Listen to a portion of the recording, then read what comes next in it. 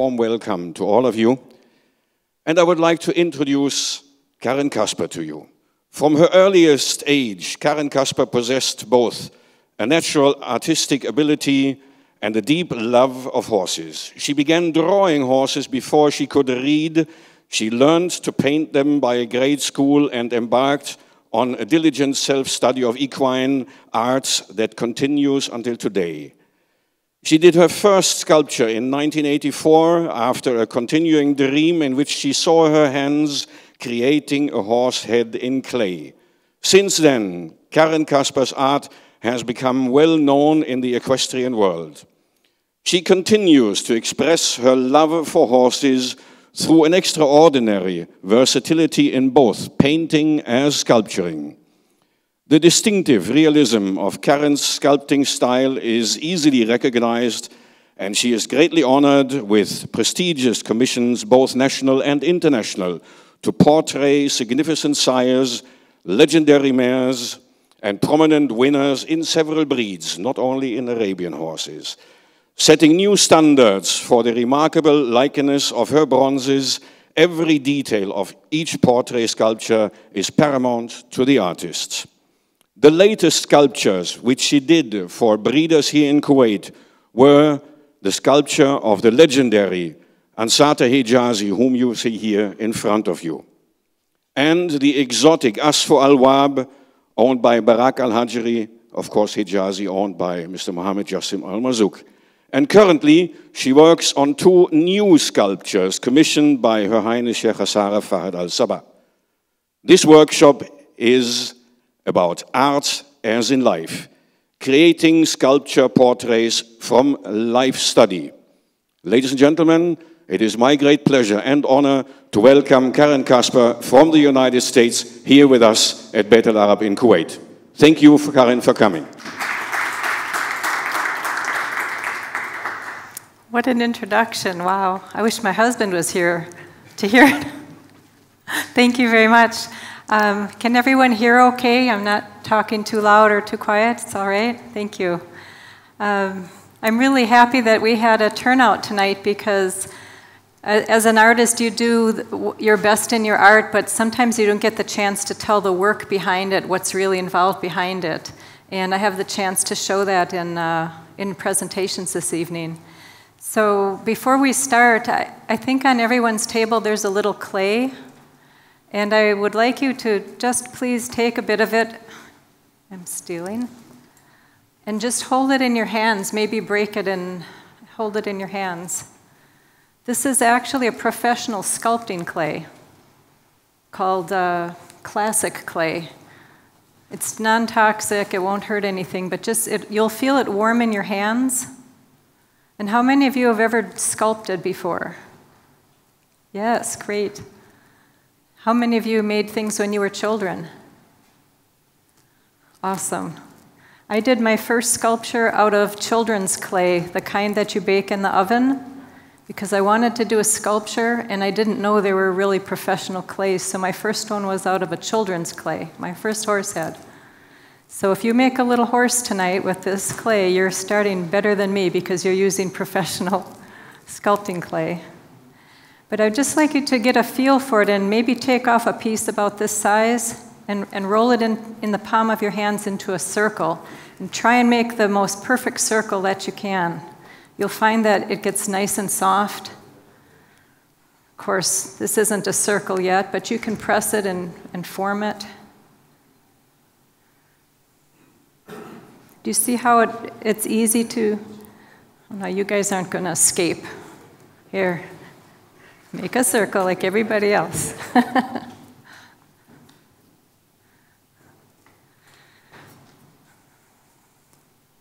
You see, if you get it warm enough, you don't even have any marks on it. It's almost a perfect circle.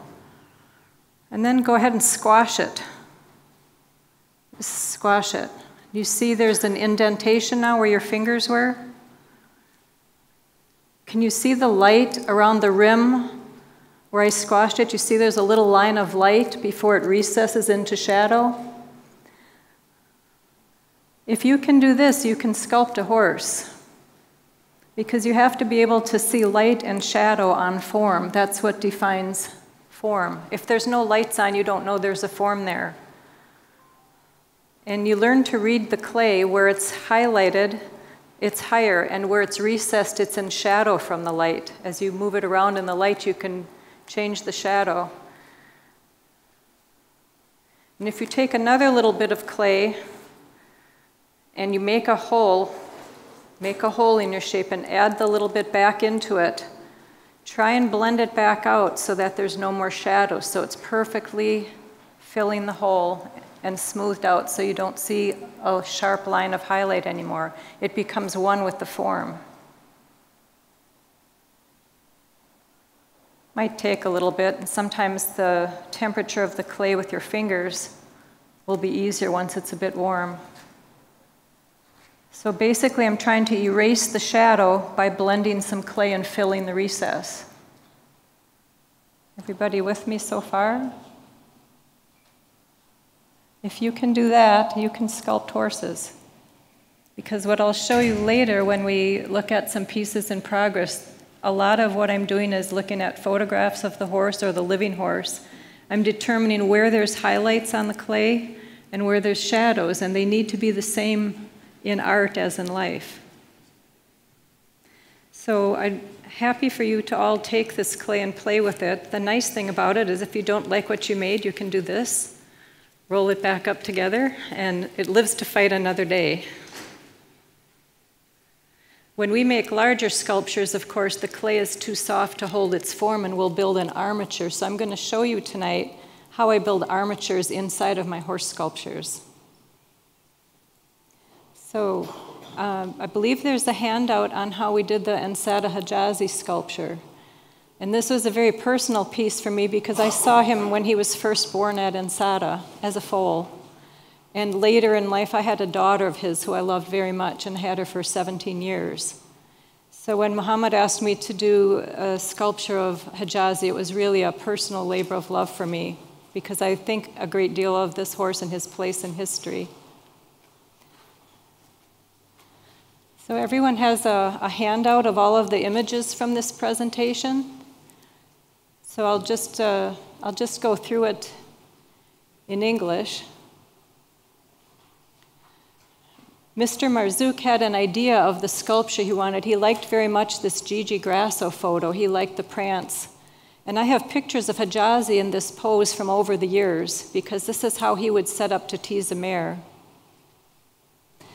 I went to the stable and was able to do measurements. I have a system. Over the years, I've developed a system of how I study a horse, what measurements I take. And they're based on the skeleton of the horse because the bones don't move. Of course, there's musculature that changes depending on the position of the horse. But I actually measure skeleton points of the horse. I'll show that in a little while. These are my normal sculpting tools. I have some on the table back here for you to see. And the clay that I use on my original models is usually a gray clay from Italy. And I've used it for 35 years sculpting. I just like the way that it feels. This classic clay I use on life-size pieces when we're working on the surface of those because it's easy to control with temperature. But for most of my original works, I use the gray clay that you see here.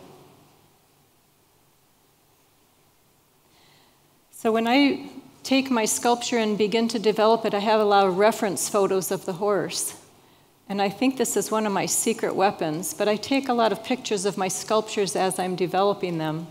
And when you compare a picture of the sculpture to a picture of the horse from the same pose, it's very easy to see where you're deficient or where you have to add form. The secret is light. If you have a sculpture and you have a picture of a horse in a certain pose, put them in the same light. You can read the photos and see where the sun is on the horse outdoors and where it creates shadows. Put your sculpture in the same light. And that's why I like to always take my pieces outdoors. I brought the head of Hijazi. It was started in my studio in the US back to do the actual expression and detailing from life. Life studies for me are the whole soul of what I do. I'm not really good at putting things into words, so I hope I'm going to say this right, but I don't sculpt to try and make something more beautiful than nature or use a fantasy to make something extreme. I feel like if I can tell the truth about the natural beauty of a piece, then I'm honoring what God created. I'm honoring as He created, and I'm trying to be as truthful as I can with my abilities. That's why I like working from life, because you can have a lot of bad pictures of a good horse, and you can have good pictures of a bad horse. But when you are with the living subject, all of your questions are answered in front of you. And to me, this is the most magical time of the entire process, because I have an ability, it's a gift, I think it's a gift from God, that I can see something and create it with my hands, what I see.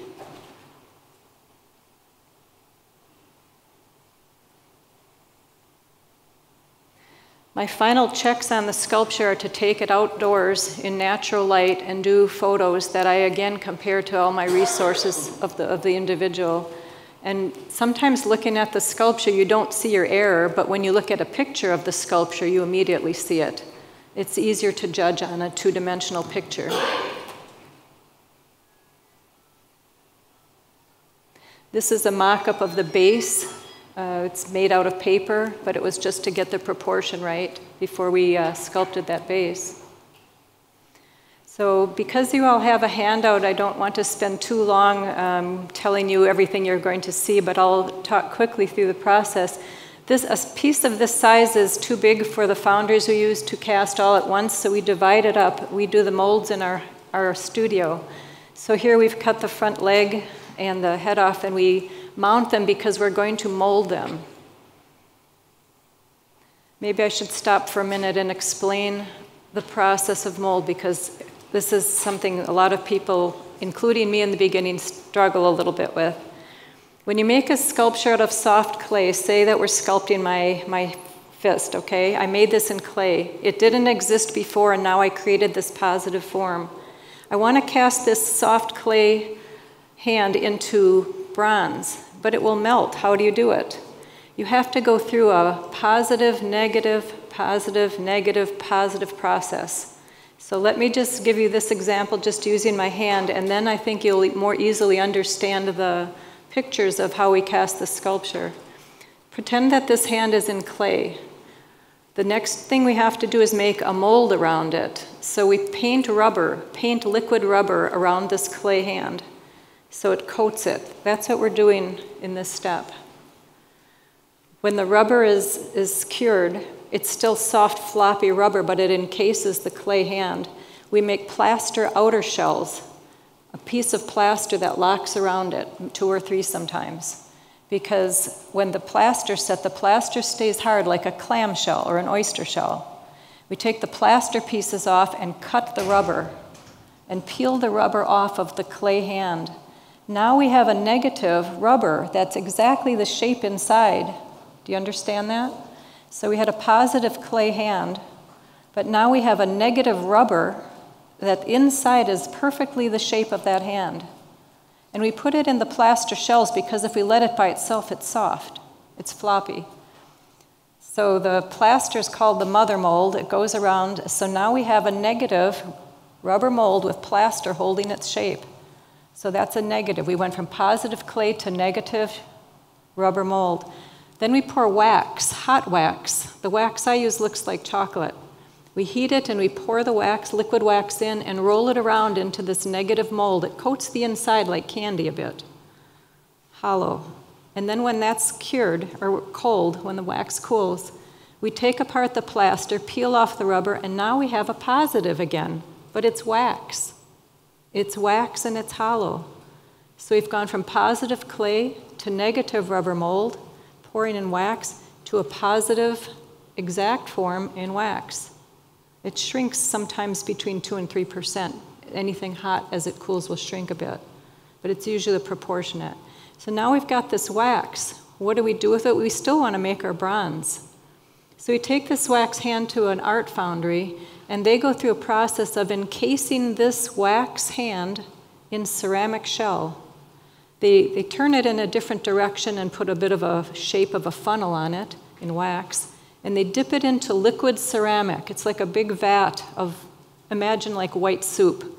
They dip it into the soup, this wax hand, and bring it up and throw some sand on it, and it sticks to that liquid ceramic. And they let it dry for a few hours. Then they'll dip it again and dip it again, maybe 6 or 7 times, all the pieces. So I've got a positive wax hand, and now it's coated with several coats of ceramic shell. It's white. And then the ceramic shell with the wax inside of it is put into a very hot oven called a kiln, and it's fired about 1600 degrees Fahrenheit. I don't know the Celsius. And what happens with ceramic, it's like firing a pot. The unique property of ceramic is it gets really, really hard when it's hot. But what does the wax hand do inside? It melts out. It's too hot. They've drilled a little hole in it before they put it in. So when that ceramic shell is fired in the kiln and the wax hand melts out of it, now we have another negative. We have a ceramic shell, and inside of it is the perfect airspace of the shape of the wax that was in it, my hand. That is what they pour the bronze into, because ceramic shell can handle 2100 degrees Fahrenheit, molten bronze being poured in. So they heat the molten bronze up in a big cauldron, and they pour it into the ceramic shell, and it fills up the airspace that was the wax hand. Okay? And then when it's cold, they really take a hammer and hammer the ceramic shell, which breaks off, and they are now left with the positive bronze piece. So one more time, we started with a clay hand, a rubber mold, a wax duplicate out of the rubber mold, that's a positive. The ceramic shell builds around it, and it melts out the wax, then it's a negative. And then we pour the molten bronze in, and now we have the positive bronze of the hand. It's the exact same process with doing Hijazi. My husband and I do the molds on our pieces, so we just divide it up on a size that's easy for us to do in our home studio. So here's the rubber being painted on. And the big pieces, we sometimes put locks, so when the plaster goes on, it holds it really well. And these are what the molds look like. Hijazi's head, what his legs look like, the rubber. We've cut out the clay. And really, when you cut the clay out and you have the rubber mold, you don't need the clay anymore because you've got all its details recorded in the mold. But I'm a bit superstitious. I keep my clays until I have the finished bronze. And I've put so much time and love into doing them, I just hate to throw them out until I have the finished bronze. This is hot wax being poured into a mold. The base had a much bigger open mold. For bigger open things, we actually will paint with paintbrush the hot wax. And this is an image of the clay head that was taken out of the rubber and what wax head the rubber produced. You can see they're identical. It's almost imperceptible to the eye that there's about a 2 to 3% shrinkage. So all of the pieces of the sculpture have to be molded, and they have to have a wax produced. And you need only one mold for the sculpture, but you have to have a separate wax for every casting, because remember how they put it in ceramic shell and melt it out in a kiln? That was one casting. One wax casting creates one bronze, and then it's gone when it melts out. So Hijazi we did 2 castings of. So we had one mold, but I had to create 2 waxes from that one mold and assemble the pieces. You can see I divided his head. I have the main section was separate. Uh-oh. And when we take the wax pieces to the foundry, and there's detailing and shaping on the wax pieces, this is the system of spruing the sculpture. The bottom is a piece, this is all wax. That looks like a funnel at the bottom, and there's some little straws of wax that go to the piece. This is what it looks like, because we have to introduce a way to get that bronze poured into the space. This is the ceramic shell where the wax pieces are dipped. And that's Hijazi's name on the base, dripping off the first level of investment. And here's after several coats of investment. You see how it's thicker, it's built up a shell around. The perfect wax pieces are inside. This is a kiln actually melting out. They drill little holes in the bottom of the shells when they're hard, and they put them in the kiln, and that pan at the bottom is actually collecting the melted out wax as it's being heated. And that can be strained and reused again. The shells get really, really hot, red hot.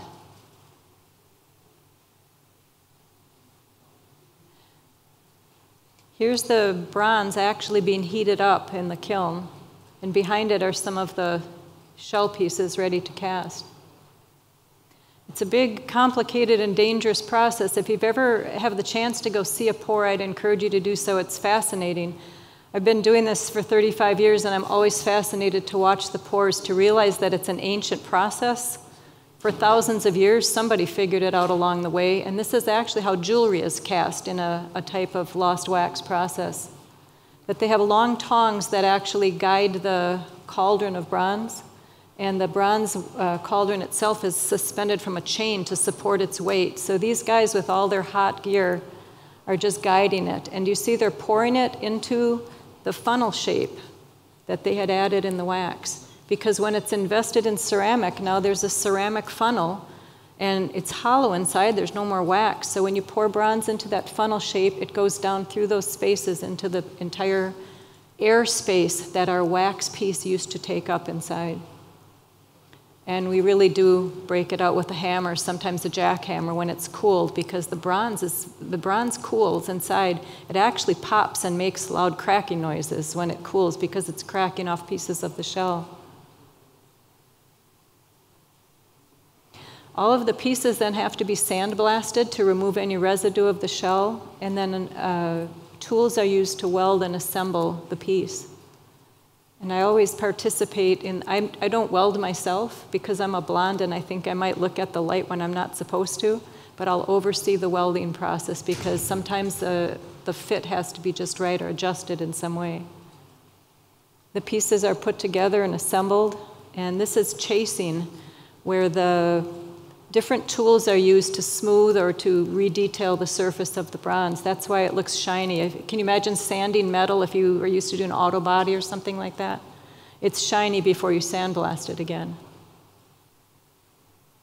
The purpose of sandblasting is bronze has a lot of copper in it.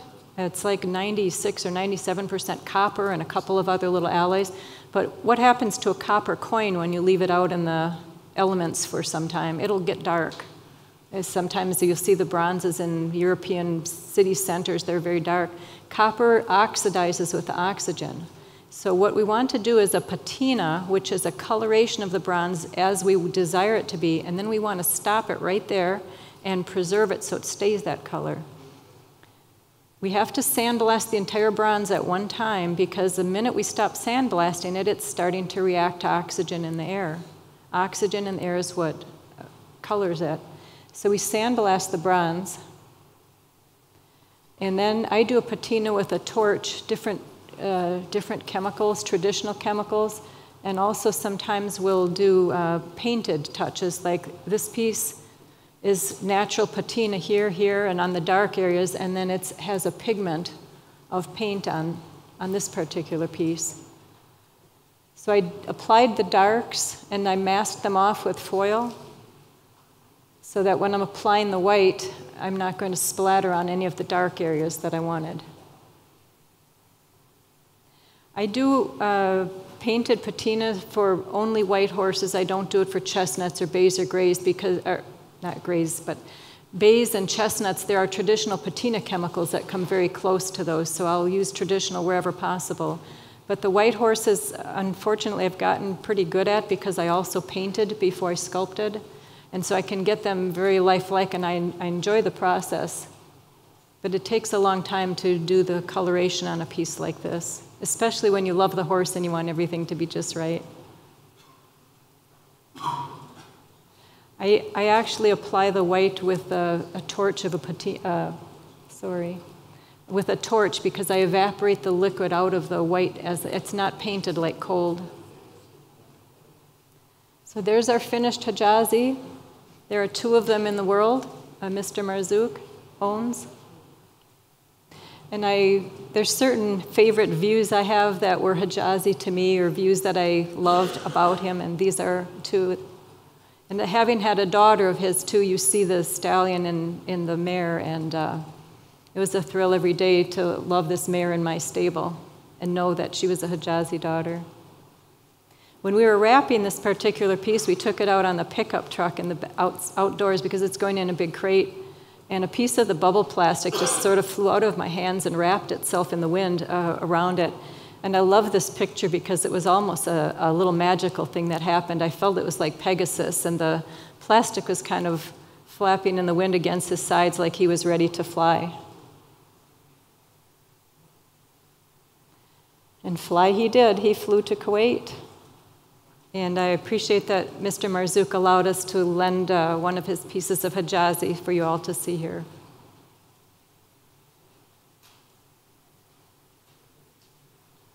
Are there any questions on creating this type of a piece?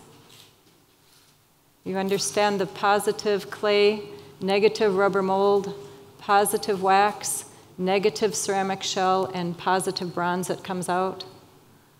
So, if I knew how much work this all was, I'm not sure I would be sculpting. Yes, please. I have another question regarding the casting. It's just for the anatomy. How do I tell about the distance between the eyes? How do I tell if it's too wide or it's too short? I think my next presentation, I have a short couple of slides, and I think you'll see how I solve the study of that. So if you'll allow us to change the presentation. Oh, yes, please. Inside the ceramic shell. Yes. Would there be any bubbles? Would the bronze go inside each inch inside the hollow shell? Yes, his question is, when you pour the bronze at the foundry, when they're pouring the bronze into the ceramic shell, would there be bubbles? Yes, there can be bubbles, and when you have an air bubble that's trapped, as you pour the bronze, imagine pouring something through a funnel that's attached to straws that goes into a shape. As you're pouring that in, there might be the trap of some air in there. What happens if there's an air lock? There's no bronze when it comes out because the air's trapped down there. There's bronze on top of it. So when you crack off the shell, you'll see, oh, there's a hole. Sometimes there would actually be little holes from air bubbles in the bronze. But if you have a skilled foundry, all of these steps of the process have specialties. And if you have a skilled foundry, they'll look at the shape of the piece and they'll figure what angle they want to pour the bronze in. And instead of pouring the bronze in a funnel and going out all those little narrow straws, if I were to pull up the picture again and look in your handout, what they have is one really fat one going straight down from the funnel into the piece. And the little straws go from the outside of the piece up. So it's like you pouring water. Imagine it as water instead of bronze. You pour it, you want it to go fast to the bottom and then fill up like this. And all the air will move out of the way going up those little straws. They're called vents. So a proper foundry will actually, depending on how we've divided the piece up, sometimes they do it in amazing ways. I don't know why. They use a different set of brain cells and how they figure the flow of bronze to avoid those problems. Does that answer your question? So if you look on your image, I think you'll see the funnel shape has a heavier, thicker open column because they try and pour the bronze straight down that so it goes straight to the bottom and the air moves out of the way as it fills from the bottom up. And the bronze actually goes up right up those vents. So when it comes out and we crack off the shell, we've got all these used to be air spaces, looking like straws. They're bronze now. We have to cut them all off and chase off the nubs from them. So we have that issue in wax, though, when we're pouring wax in a mold. Sometimes the wax will be splashing or it's a bit too hot. It'll make air bubbles. And that's a problem when we're doing the sculpture because we have to melt them out and fill them.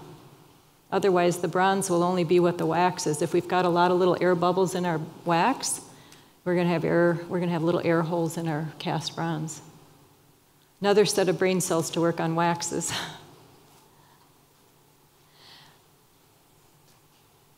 Well, this is a real first for me, I have to say. I don't normally like to show unfinished works because most people will look at an unfinished work, and if they're not an artist, they don't imagine how beautiful and natural and lifelike it's going to be.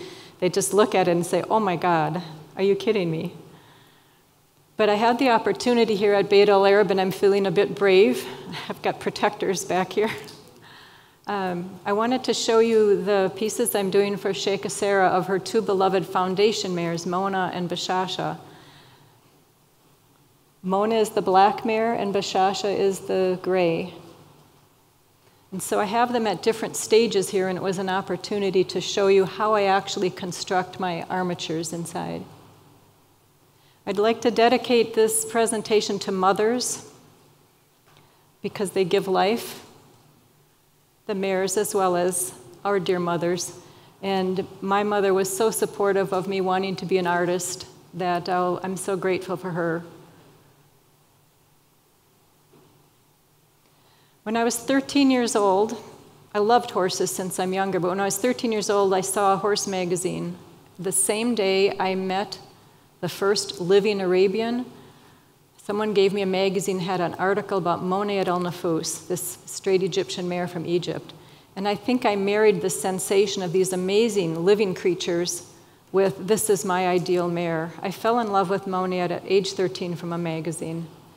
So years later, I wanted to try sculpting, and I sculpted a head of a horse, just out of my imagination, a head of an Arabian out of craft clay. And when I cast it at the foundry, they said, you should use wax. So I had them send me some wax, and then I sculpted Monayat al-Nafus. This is what she looks like, and if you remember pictures of her from the EAO, those of you who know that, she was usually shown as an old mare, kind of starved, bones sticking out ribs. I thought that was so disrespectful to a great mare that I loved, so I sculpted her really heavy and full, pregnant, so she wouldn't have her ribs showing.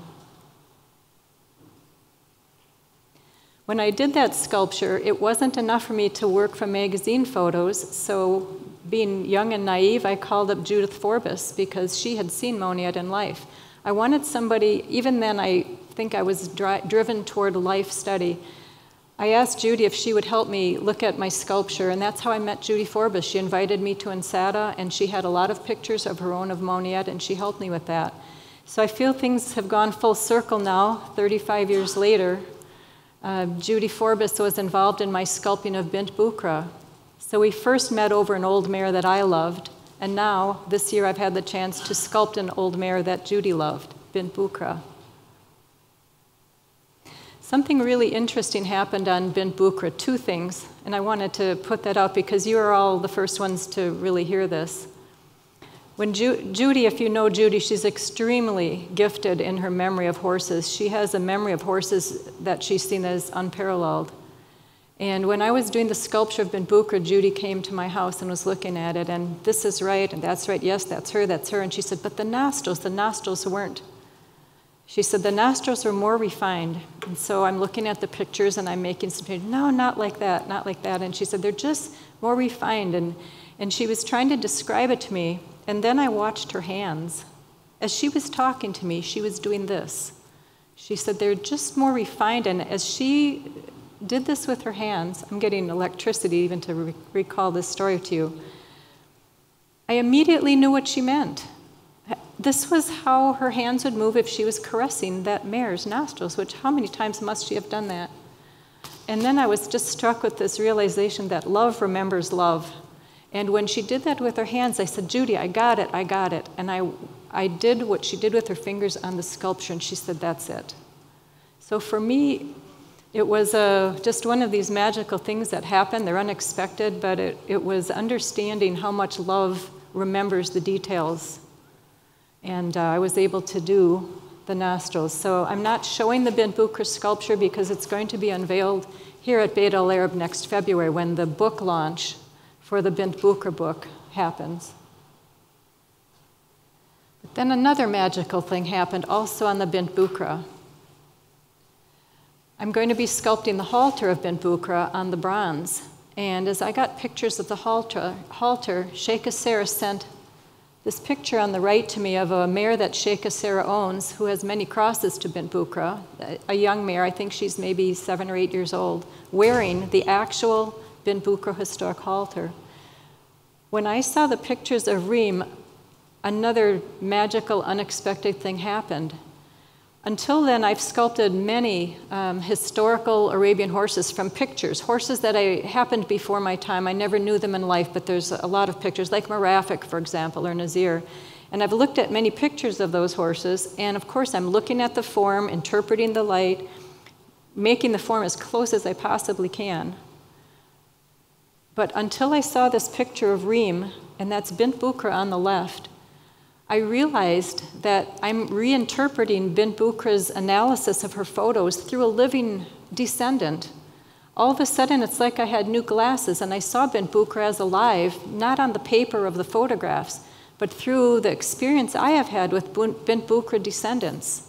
Living, I had a new living lens to look at the pictures of the horse I never knew in life. It's really elevated my sensitivity to interpreting the horse now, because I see them through a different kind. I don't know how to describe. I'm just at another level of perception now on life and life from life study, and applying living experiences with descendants of horses to pictures of their ancestors.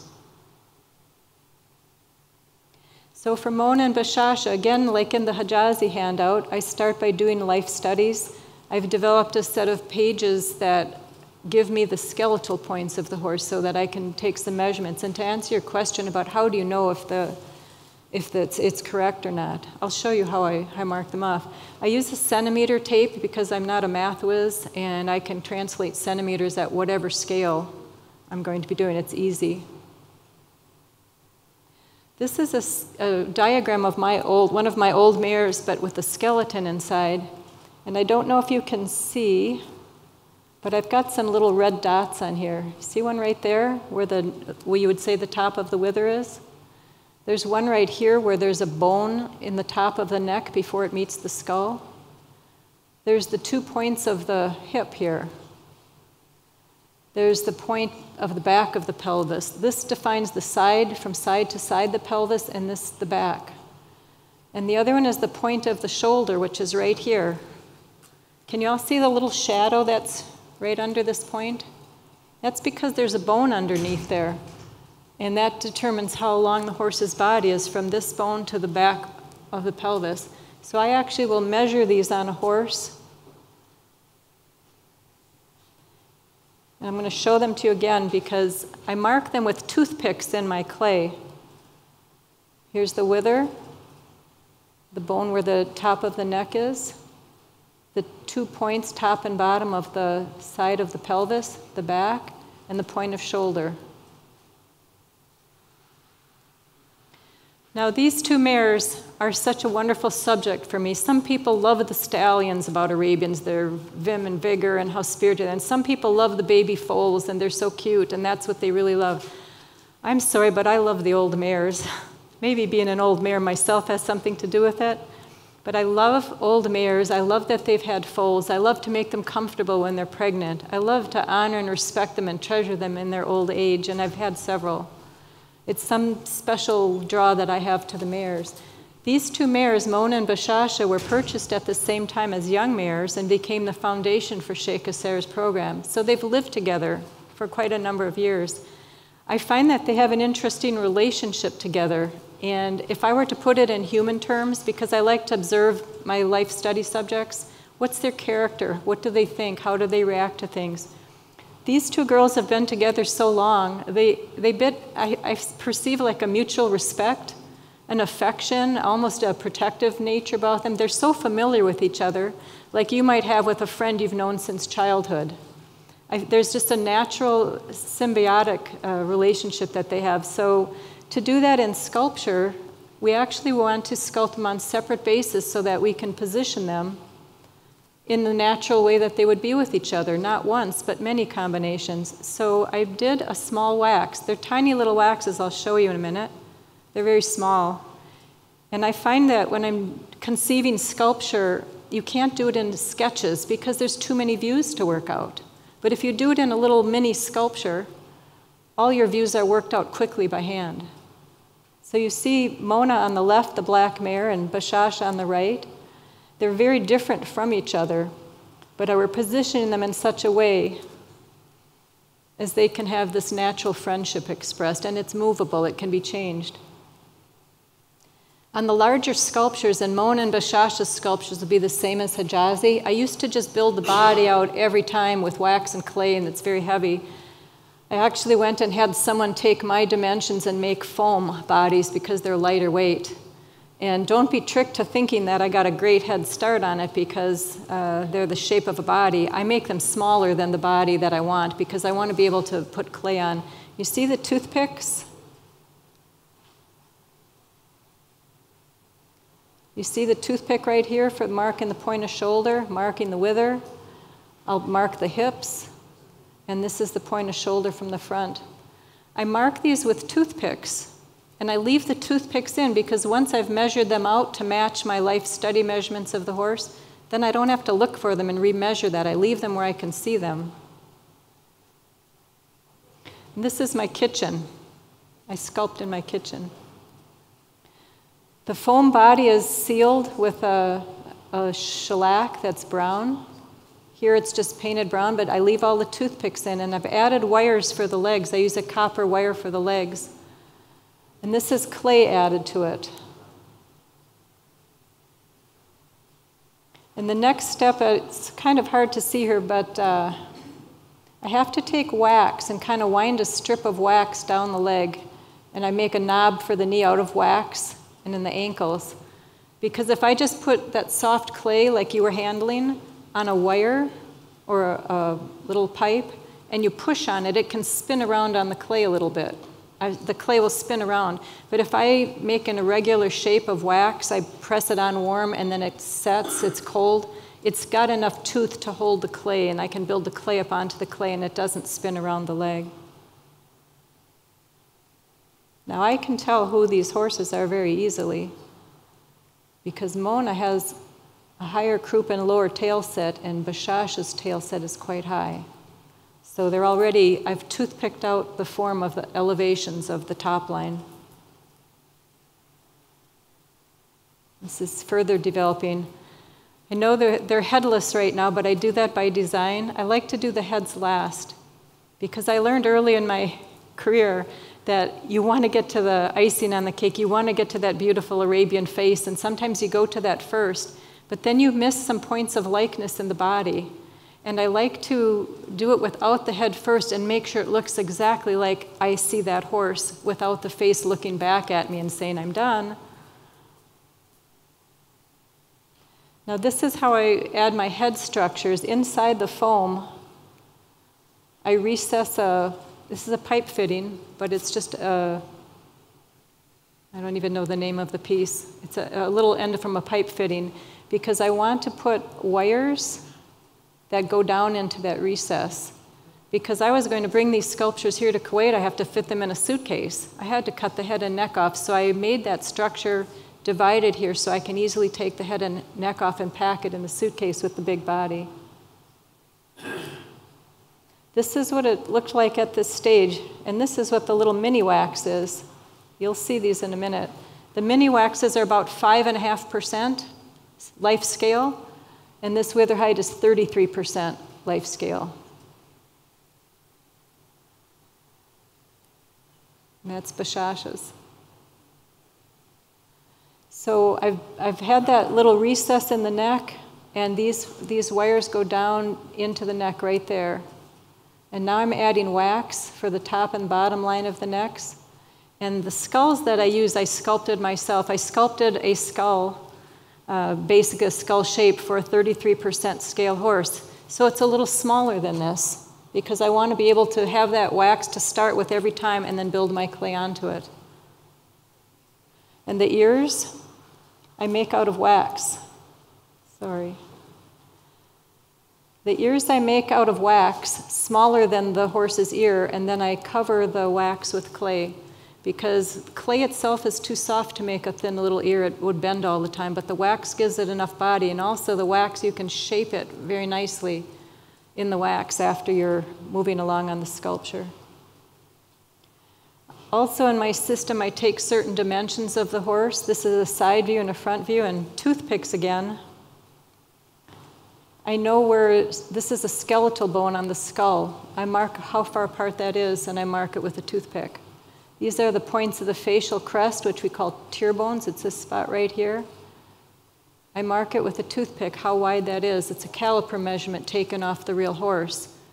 But I set it, and the reason I do these toothpicks going like this, horizontal, on these 3 points, this is the corner of the mouth right here.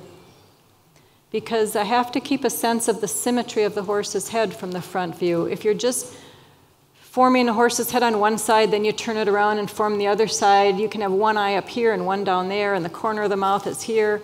And if one thing is off a little bit, you might not notice it. But if you have 3 or 4 things off just a half a centimeter, all of a sudden it looks like some kind of a dinosaur, and you can go round and round in circles trying to think, where do I go wrong? What do I change? Was this right? No, was that right? I set my geography of the skeleton of the horse immediately. It's like if you're going to build a house and you put 4 stakes down for the 4 corners of this building, for example, you know that the form is within those 4 corners. I set the skeletal points. Remember the skeleton where I showed you those red dots that I'll mark with toothpicks? I set those first. I measure those on the living horse. I set them in my sculpture with toothpicks, and then I know I'm sculpting within those.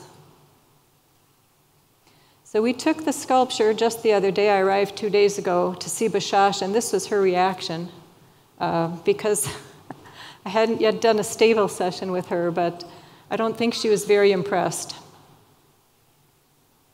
We took her to the hay storage area to see how she would react to the sculpture. And I have to speak again about reading light on your subject references. This is amazing light. The best light you can possibly have is a little backlight on your subject or a soft, diffuse side light, not a skylight. You can take hundreds of pictures of horses out in the sky, and they're not going to tell you as much as this subtle, diffuse side light is. Do you see? I can tell from where the shadows are. When I have my sculpture developed to that point, and I put a light over on this side of it, I want the shadows and highlights on the sculpture to be exactly that. There's a softness of how the light goes around the round forms of her belly and the shoulders, for example, that tell me just how much clay I need, how much the clay has to be recessed. And for me, it's the beauty of it all. Some people sculpt primarily with tools. I sculpt primarily with my hands. About 90 to 95% of everything I do is with my hands. It took me a while to realize this. I thought it was just a preference because some sculptors think it's crazy. You have to touch it too many times to get what you want. They use big tools or mechanical means. I realize it's because I love the horse. And for me, it's caressing the horse every time. When I take my hands and I smooth the clay in a way that makes the light on it look like this, it's the same for me if I'm in my stable with a horse that I love. There's a personal satisfaction of experiencing that again and again. This is in the stable, and I like to sculpt in front of the horse. It's my favorite time. And as you can see, I put the sculptures on a turntable, and the horse can just be its normal self. As the horse moves, I move the sculpture to capture what I can of the study from the same angle. So I hope that these horses will be a little happier when they're finished than the start of the sculpture, but I'd like to invite you to the back and show you these actual mounts that you saw how I constructed. I've never shown anyone how I construct them before. And any questions, please? Well, I'll tell you what this is. You can all get up from your tables, actually, and come to the back. We only want you to look at this one a little bit, because this is going to be Mona, but she's not very impressive at the moment. But this is what I like to start with at the stable, because I've got the points marked off, and I'm ready to add the clay. So we're going to bring the horses in here, actually.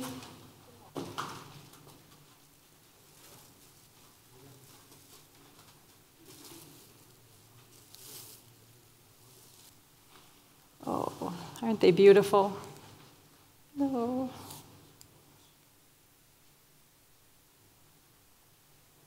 There's nothing better for me in my whole art career than this being with the animals and seeing the beauty that God made them and trying to get them just who they are.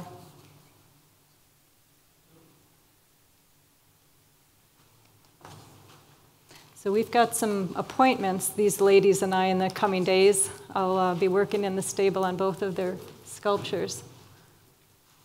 And all the horses are unique. Some people look at the horses and they think it's just the head. But for me, I take a big eraser when I look at a new sculpture study my subject. I pretend I don't know anything about horses, and I say, what does this horse look like? Because they're different in every single way.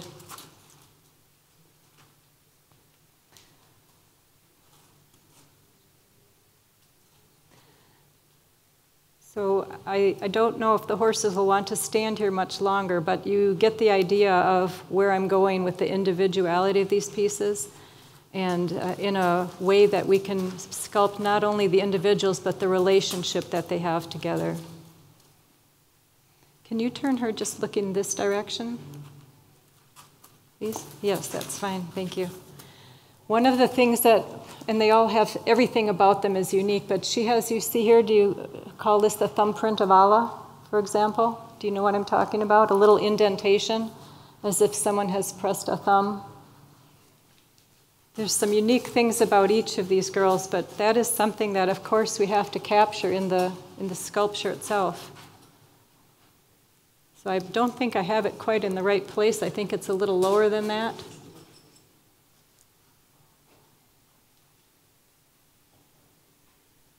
These are the sorts of things I look at in the stable, and I'll get them exactly right. Another wonderful thing about this mare, and I noticed when I first saw her, she has such a fine skin that she's got little wrinkles like this in a lot of places. And that's also something we're going to capture in the sculpture. The shape of her neck, how it indents right here, her whorls. Everything that I see in the mare, I want to honor and respect her by putting in the sculpture. So this is my greatest pleasure. And I hope that you'll all come back when the sculptures are finished. I'm sure Sheikh Asser will be happy to share them when they're finished. And it's a huge honor to be able to do these wonderful, beautiful horses.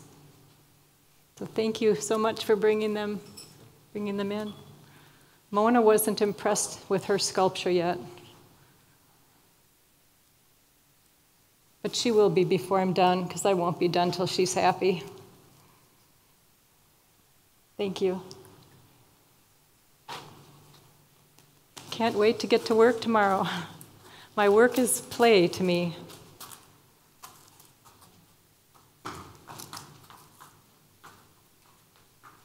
So I hope you've found it interesting that not everybody does this kind of work, but I love it, and I'm so grateful that I have been given this gift.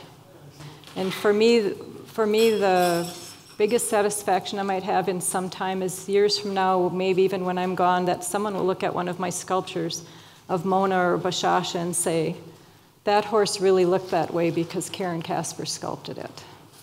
So that's my goal.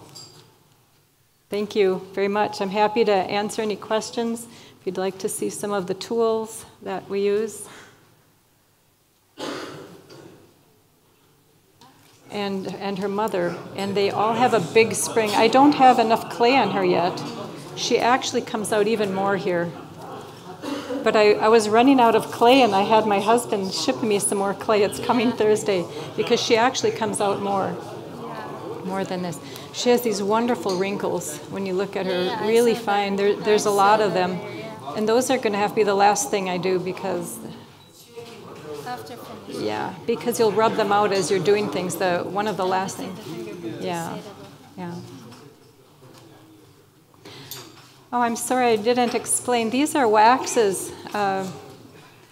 These pieces here are actually waxes from molds of horses that I have sculpted. So you can see they're hollow. If we were going to cast this in bronze, this would be, you can pick them up and look at them different. I wanted these to demonstrate how different the structure is on heads. This is Al-Adid from Al-Adid El-Shakab. did a portrait of him. Look at the different facets of his face, how he's shaped. This is an Imperial Medine daughter. This is a mare named Belle Star, and she's the mother of the Vision, who's produced Al-Lahab and so many great horses. That's Nazir. Yeah, Nazir. From historical photos. And Judy Forbes and Dr. Nagel helped critique that piece when I did Nazir. This one is Al-Lahab. That one is Moniat al-Nufus, my love as a maiden mare. And this one is Marafik, as in the Glenlock Library. So this is Marafik, yes. And you can see they're all very different, but if you are a breeder, you look at the features that they have, and you sometimes will see them in the descendants you have in your stable. Who's this? Lahab, you said? This is Al-Lahab, but he comes from a big neck and chest. It's a rather large piece. So this is Al-Lahab. What about these? This is Al-Adid El-Shakab. You have an Al-Adid daughter, a Bay. Yeah. I used to have. Yeah, that's Al-Adid. Yes. This is from a rearing piece. That's why he's positioned his neck. This is from a rearing piece that's at El-Shakab in a life size. Is he that much refined? Yeah. It's not just a refinement. It's just the position of everything. You know, it's how wide he is here, how his ears turn out a bit. It's no one thing. You can look at the facets of him. And he's totally different from Moniette, for example. Yes. Completely different. But I believe in respecting who they are themselves. I'm not trying to do a subject and say, oh, I have to fix it. You're ugly here, I want to fix it. God made them perfect the way they are, and I try to honor and respect that. Yes, for a reason. Huh? Yeah, we lost an ear here. I'll warm this, and when it's warm enough, I can bend it back.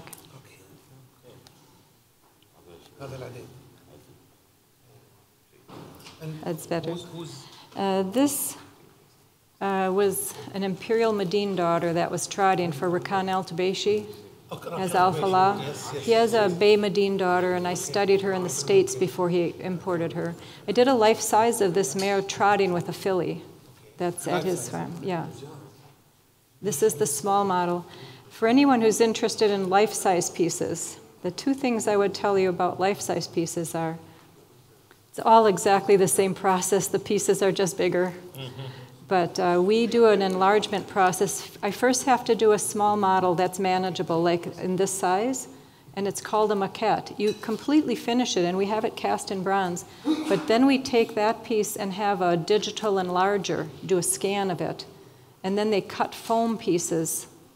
Like this is a 20% scale, so we scanned this sculpture, completely finished, and they cut out of foam life-size blocks, 5 times bigger. All the pieces. We still have to do the rubber mold. We still have to do waxes. But the other thing is, you can see these are about, is that about 1/2 centimeter thick, maybe, approximate? That is the ideal thickness to cast bronze. I'll tell you why. If you have a life-size bronze of a horse and you cut it, this is how thick it is all the way around. If you cast bronze thicker, it's a molten metal. And remember I said when anything that's hot will shrink as it cools? Well, bronze is the same. It will shrink a little when it cools. When I pour hot wax into my rubber mold and it cools to this, it's shrunk about 2 to 3% from my clay that I molded, the airspace that's in it. And then when this gets investment shell built up and it goes in the kiln and they drill a hole and the wax melts out, the ceramic shell was exactly the size, but the bronze that was poured in the ceramic shell, as it cools, will shrink just a little more. So we have to do that calculation backwards. If you're like the 3 life-size El-Shakabs, I want it to be exactly what they are in life. I had to do a mathematical calculation to consider both those shrinkages, and it worked. It was accurate. But life-size bronze, if I poured this solid in bronze, completely bronze up to here, it would be a disaster, because what happens is the outside of the bronze would start to cool in the air, but the inside would stay hot, and it would shrink from the inside, so this whole thing would be crunched in unpredictable ways and unpredictable places. So that's why we divide the waxes in a way that we can keep the casting this thin everywhere and put it together in the bronze.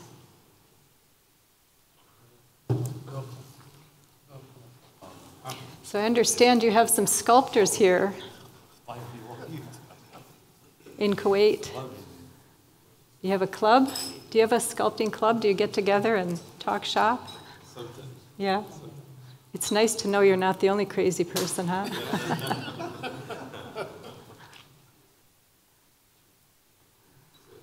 another question. Yes, please. What do you call it, the vein? The veins of the horse, yes. Which is the most important vein should I put when I sculpt the horse? That's an aesthetic question. Yeah. It depends on, we all have veins. You have them, I have them, all horses have them, but you don't always see them. Yes. So if you are putting every vein on a horse that's quiet and sleeping, it's going to look unnatural. Yeah. And then as the horse gets excited a bit, like maybe you have a stallion standing, he's quiet, and someone brings a mare and he starts getting activated and excited, you'll watch his shoulders and his neck. You'll see the veins come up in a small way. So you might want to have your horse in just a medium attention. So you won't see too many veins. Watch and see which ones they are. But when a horse is exerting or has worked out and he's like, I did a study of veins on a horse the first time that I had them. I wanted to map the veins on an Arabian stallion when he was exerting because of my Vernet bronze process that I'm doing. So I was doing a sculpture at the time of an Arabian racehorse named D.A. Adios, and it was February. It was cold where they live in Maryland, or Virginia, near Maryland. So I had the trainer breeze this horse. He had a morning workout anyway. I said, please, will you do this for me? As soon as he comes off the track, I'm standing here with my camera. I said, just have the jockey walk him fast. He comes off the track, instead of going to cool down on a walker, just go in circles around me. So I'm following him like this, taking all these pictures, because I wanted to see the veins. And of course, in about 3 or 4 minutes, they're starting to go down a bit, but they were very prominent when he stopped. So I went back home, and I had all these pictures. I'm so excited because scientifically, I want to know the prominent veins on the horse. And I drew the side view of the horse, full side view, and I did the front end and the back end. And I looked at all my pictures and I started to map them until I couldn't find any more, until they were all defined, the ones that I saw. And I was so excited. I was about 2 in the morning when I finished. I was so excited about it. I thought, oh my God, I'm crazy. Who is going to be so excited they found all the veins on a horse? And my answer was George Stubbs. George Stubbs, the 18th century British artist who dissected the horse and drew anatomy charts for who? For artists. He did that whole project, amazing, in the 1766 and published it so painters would know what's inside the horse to paint them correctly. A guy like him would be excited that he found everything and he wasn't coming up with more surprises that he missed. That was my wonderful revelation to me, because I want to be truthful about it. So, and also some horses are just individual. Some horses have a prominent vein in a particular place, and it might even be unusual. There's a thoroughbred stallion in the United States, one of the most expensive. I think his stud fee is like $300,000 right now, maybe more. His name is Tappet. I sculpted his grandfather, A.P. Indy, but Tappet has. What I will do on these mares, now these mares are a bit quiet. In personality, Sheikha Sarah and I, we discussed how she sees them, how she's lived with them. Mona's a bit quieter and laid back. She's been retired from breeding. But this mare has had foals recently, so this mare's a little bit more alert. So when they're together, that's going to be more the grandmother. She's 25 or 26, and this one's 19 or 20. So this mare is going to be a little more alert. She wants her heavy and foal. So I'm going to talk to the veterinarian here. He does tomorrow. I want to look at mares that are heavy and foal, and I want him to answer this question of the different veins that they have. Yeah. Which ones right before they foal are the biggest? Where are they biggest? Yeah. Some horses have edema, a swelling before they foal, and that will hide some of the veins, like the prominent milk veins. And all horses are different. I want to know, I want to be as accurate as I can, because the way Sheikh Asser would like this mare to be is that she's getting close to foaling. She's even feeling. In a mare that's about to foal, they're a little bit vigilant, you know? They're a little bit watching out everything. Their chemistry, nature takes over, that they're watchful. Where the other mare is going to be a bit more sleepy, because it's not her baby. She's not feeling it moving in her.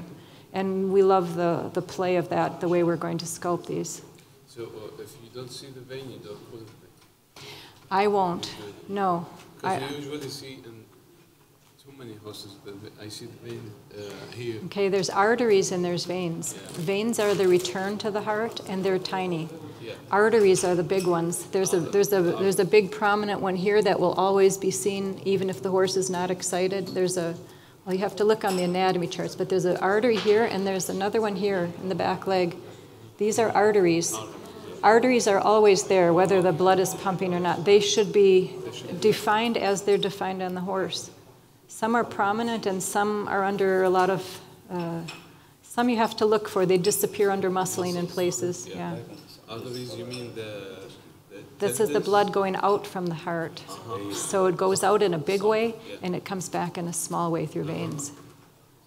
The two different... It's different from the tendons. Yes. It's a blood system, not a structure. So... There's a question from my friend Nawam. He asked why always the thigh, I think, here, it's the most hard part to draw or to sculpt in the horse. This part is hard? The easiest. هذا the easiest. Easy؟ هذه أسهل من اللي قدام. أنا عندي لا الجزء هذا شو اسمه.